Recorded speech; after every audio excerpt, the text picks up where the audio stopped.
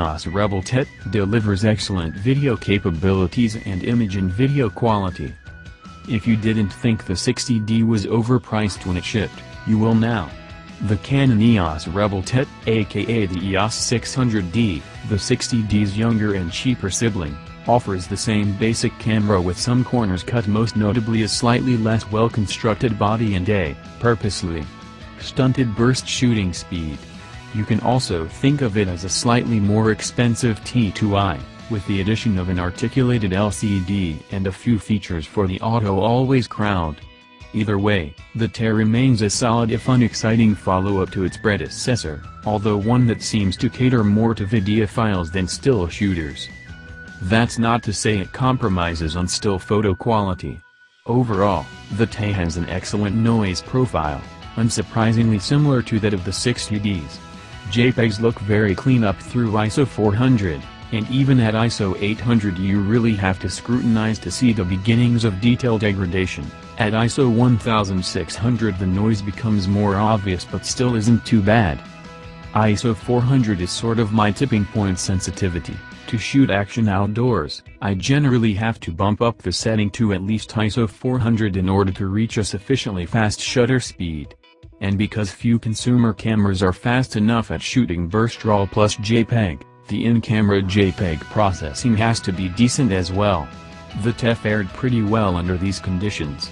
Overall, I consider shots at the setting good enough to use, but I still wish I would have been able to shoot RAW to clean them up. Canon's JPEG processing remains very good.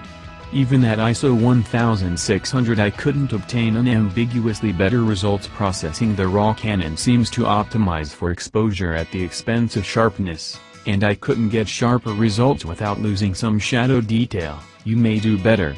At ISO 3200 I was able to achieve a significant reduction in color noise without losing too much shadow detail. And by ISO 6400, I started to see hot pixels as a side effect of the in-camera noise reduction, those white spots, in the JPEGs. On all other counts the photos looked good on the default settings, though my favorite setting with Canon models is neutral with sharpening bumped up a few notches.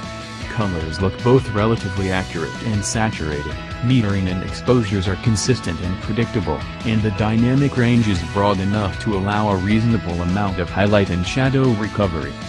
As usual, the video looks very good. There's some noir, but not a lot of rolling shutter, and moving edges look surprisingly sharp. At its highest quality, it seems to deliver an average bit rate of roughly 45 Mbps. It offers the same great set of frame rates and manual exposure controls as the 60D, including highlight tone priority for fine-tuning high-key exposures.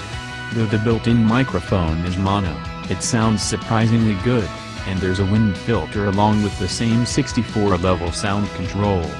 Canon also incorporates the video snapshot feature from its camcorders. It lets you snap up to 8-second clips and some in-camera special effects filters, too. I'm not as fond of the new 18 to 55mm s2 lens as the old kit lens. Unfortunately, I didn't have the old lens available to do direct comparisons, but the new lens seemed to have more issues with printing than the old. The new lens claims an extra stop of image stabilization, but I didn't find it more effective. Of course, it's always possible that I'm a year shakier. The 18 to 55mm kit lens displays visible but not terrible asymmetric barrel distortion at its widest. In shots with the previous version of the lens, the distortion looks more symmetrical, but I don't have exact comparison shots. They put up scaffolding months ago, which prevents me from replicating my test shot. The camera's performance remains fast, but, surprisingly, in some cases not quite as fast as its predecessors. It powers on, focuses, and shoots in about 0.3 seconds, with a fast 0.3 second shot lag in good lighting and solid 0.6 second in dim, a tad slower than the T3i. JPEG shot-to-shot time is also good at about 0.4 second, RAW takes a little longer at about 0.5 second. Adding flash bumps that up by another couple tenths of a second.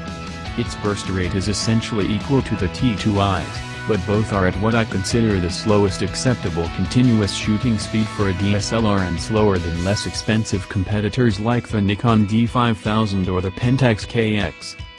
With a few exceptions, the TE's body and interface are almost identical to the T3i's. It's slightly heavier, but not larger, thanks to the bright, flip and twist LCD. It feels sturdy, and though the texture rubberized grip feels kind of cheap, the camera is comfortable to hold and shoot single-handed, and can stand up to the weight of a good lens. I've never been a huge fan of the Rebel series viewfinder, and this one is actually a slightly lower magnification than previous models. I don't know that I noticed the difference, but there are better ones out there. Also, I don't like the tiny, too briefly flashing f points.